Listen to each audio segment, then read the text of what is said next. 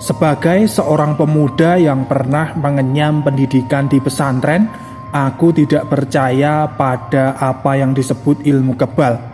Aku sama sekali tidak yakin kalau ada orang yang katanya tidak mempan ditembus dengan senjata tajam, tidak tembus peluru, dan bisa menghilang. Itulah sebabnya ketika terjadi perselisihan antara warga kampungku dengan kampung seberang, akulah yang tampil di depan untuk menghadapi lawanku. Tetapi saat itu niatku dihalangi oleh saudara-saudaraku, terutama dari Paman Wirya, adik sepupu dari ibuku. Kau jangan sok jadi pahlawan kesiangan, Mar. Penduduk kampung seberang itu bukan orang sembarangan. Mereka itu adalah kumpulan orang-orang perantauan yang sudah biasa mengalami kekerasan.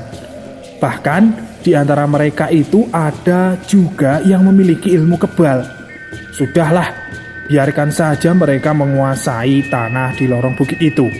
Kita kan masih bisa menggarap yang bagian utaranya, kata Paman berusaha melarangku. Aku tidak percaya, Paman, jawabku. Manusia itu kan tidak ada bedanya, sama-sama makan nasi. Kau benar, kita memang sama-sama makan nasi. Tetapi ada satu hal yang membuat manusia itu berbeda, ucap Wirya menimpali. Apa itu, Paman? Tanyaku penasaran. Ilmunya. Sekali lagi ilmunya, Mar. Itulah yang membuat manusia jadi berbeda satu sama lain, jawab Wirya. Sepupu dari ibuku itu cukup disegani oleh keluargaku juga oleh penduduk kampungku. Aku tidak menggubris larangan Paman, maka pada hari yang telah ditentukan, tanpa sepengetahuan keluargaku, terutama Paman, kami beberapa pemuda kampungku bergerak menyerang kampung seberang. Bentrok pun tak terhindarkan. Kami saling berhadapan satu sama lain. Seorang musuhku yang berbadan kekar mengacungkan goloknya ke arahku. Melihat itu, aku tak kalah sigap dengan mendahului gerakannya. Kuayunkan golokku tepat ke lengannya. Tetapi aneh, tak ada darah mengucur walau sabetan golokku tepat mengenai lengannya yang kekar itu. Malah sebaliknya, aku merasa di bagian keningku terasa pedih sekali. Tak terasa ternyata aku terkena ayunan golok yang diarahkan ke wajahku tadi. Darah segar serta-merta membasahi wajahku. Sesaat kemudian aku tidak sadarkan diri dan ketika siuman aku sudah berada di salah satu ruang di rumah sakit. Selang seminggu setelah peristiwa tersebut terjadilah perdamaian. Pihak-pihak terkait khususnya para sesepuh kampung dibantu aparat kepolisian bergerak cepat bermediasi kedua kampung yang bertikai. Kesepakatan perdamaian didapat dan suasana kedua kampung kembali aman, seolah tidak pernah terjadi apa-apa. Keadaan itu tentu saja membuat warga gembira, terutama para kaum ibu-ibu.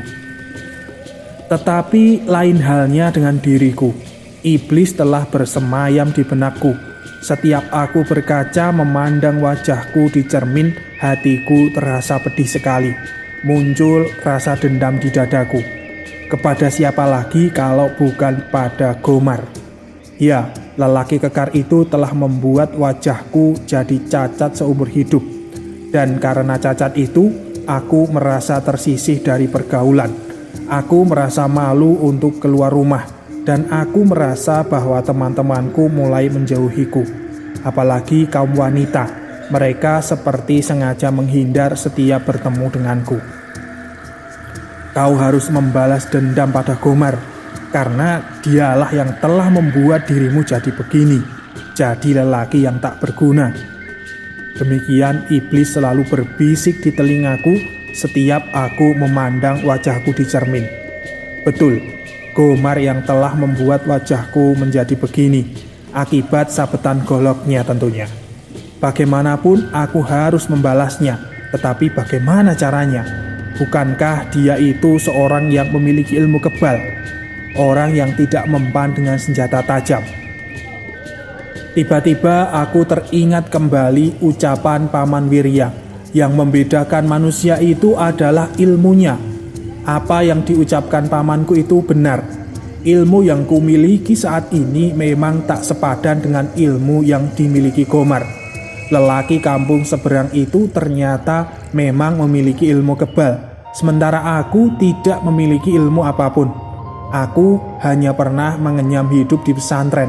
Aku telah membuktikan sendiri bahwa ilmu kebal senjata itu memang ada. Terbukti bagaimana dengan dahsyatnya aku mengayunkan golokku ke lengan Gomar, tetapi lengannya yang kekar itu tidak mengalami luka segores pun. Sebenarnya untuk mengalahkan Gomar itu mudah. Kalau kau mau, kau juga bisa memiliki ilmu seperti yang dimiliki Gomar. Bahkan mungkin kau bisa lebih dari itu, kata Jaro, tetanggaku yang juga sahabatku. Benarkah? Tanyaku. Buat apa aku berbohong padamu? Dulu aku pernah mencoba ingin memiliki ilmu kebal seperti yang dimiliki Gomar, tetapi aku gagal karena dilarang oleh istriku, jawab Jaro. Kalau begitu, kau antarkan aku ke tempat itu, mau? Kataku pada Jaro dengan bersemangat.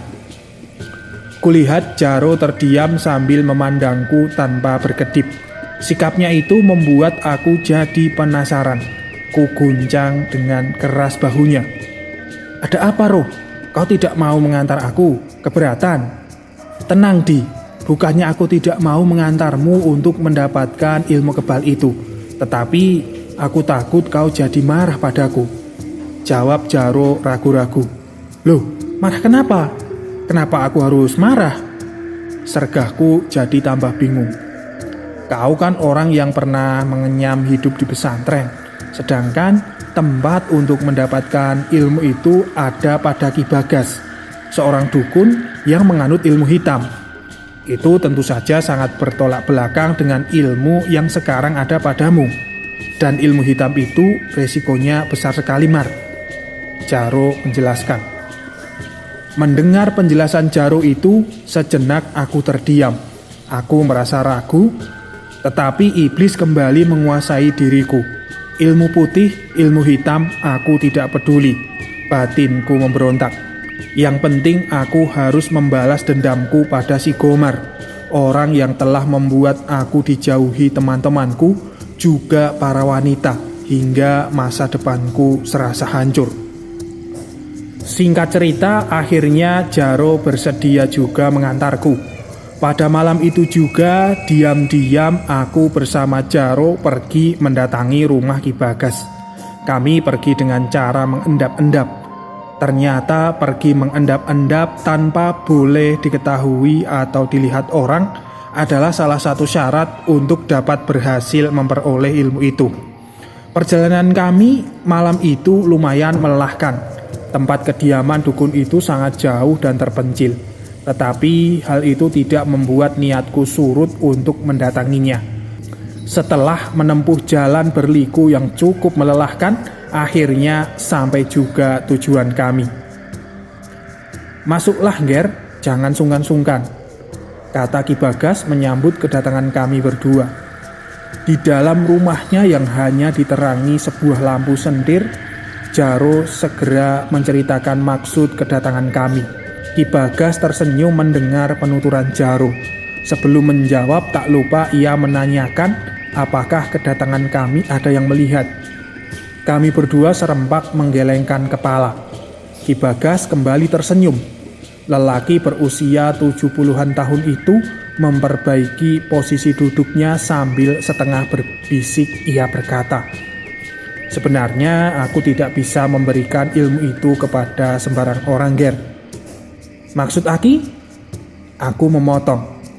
Ki Bagas tidak segera menjawab. Kulihat dia menghisap dalam-dalam cangklong di bibirnya. Ilmu itu tergolong berbahaya karena dijaga oleh jin dari golongan hitam yang amat ganas dan peminum darah. Mendengar ucapan Ki Bagas, tiba-tiba dadaku berdetak keras. Hatiku jadi galau. Rasanya berat sekali untuk memiliki ilmu itu. Tetapi dendam dalam dadaku makin bergejolak, seolah memaksaku untuk menampilkan kegalauan di hatiku. Itulah dendam, apapun akan aku lakukan, dan dendam itulah yang membuat aku mengangguk setuju ketika Ki Bagas mengajukan persyaratan yang harus kujalani. Setelah berbagai ritual semua kujalani dengan sempurna, aku diberi sebuah cincin kecubung hitam oleh Ki Bagas. Jangan lupa, setiap purnama kamu harus memandikan cincin itu dengan darah manusia. Tapi kalau tidak ada darah manusia, darah burung merpati putih pun tidak apa-apa, pesan Ki Bagas. Dalam perjalanan pulang, aku berpesan pada Jaro agar merahasiakan apa yang telah aku lakukan itu. Dan Jaro pun bersumpah akan merahasiakannya. Hingga pada suatu ketika penduduk kampung seberang gempar karena menemukan mayat Gomar terkapar bersimbah darah di pematang sawah. Jaro yang tahu itu perbuatanku mendatangi rumahku dan memohon agar dirinya tidak dilibatkan dalam kejadian ini. Tentu saja aku tidak akan pernah melibatkan Jaro. Justru aku merasa berterima kasih padanya. Lagi pula aku telah berhutang budi padanya karena jasanya mempertemukan aku dengan Ki Bagas. Aku bisa membalaskan sakit hatiku pada Gomar, terlampiaskan sudah dendamku pada Gomar. Ya, aku benar-benar merasa puas telah menghabisi nyawa orang yang telah membuat goresan luka yang tak bisa hilang di wajahku. Tetapi ternyata rahasiaku akhirnya ketahuan juga. Bukan Jaro yang membocorkan rahasiaku itu, tetapi Paman Wirya yang sejak peristiwa kematian Gomar telah menaruh curiga padaku. Walaupun aku sudah bersikap secara wajar dalam keluarga, tetapi rupanya mata batin Paman Wirya lebih tajam. Beliau bisa merasakan kalau itu pasti perbuatanku. Dan anehnya aku tak bisa mengelak dari tuduhan Paman Wirya. Setelah seluruh keluargaku tahu kalau aku telah menempuh jalan sesat, mereka serta-merta mengusirku. Mereka tidak sudi punya keluarga seorang pembunuh dan menempuh jalan sesat. Karena terusir dari keluarga, hidupku jadi terlunta-lunta dan hilang kendali. Demi bertahan hidup, terpaksa aku gunakan ilmuku di jalan yang penuh kejahatan. Jadilah aku seorang begal. Dalam petualanganku menjalankan pekerjaanku itu, aku tak segan-segan bertindak di luar kemanusiaan. Aku tak cuma melukai korban, bahkan kalau perlu aku menghabisi nyawanya.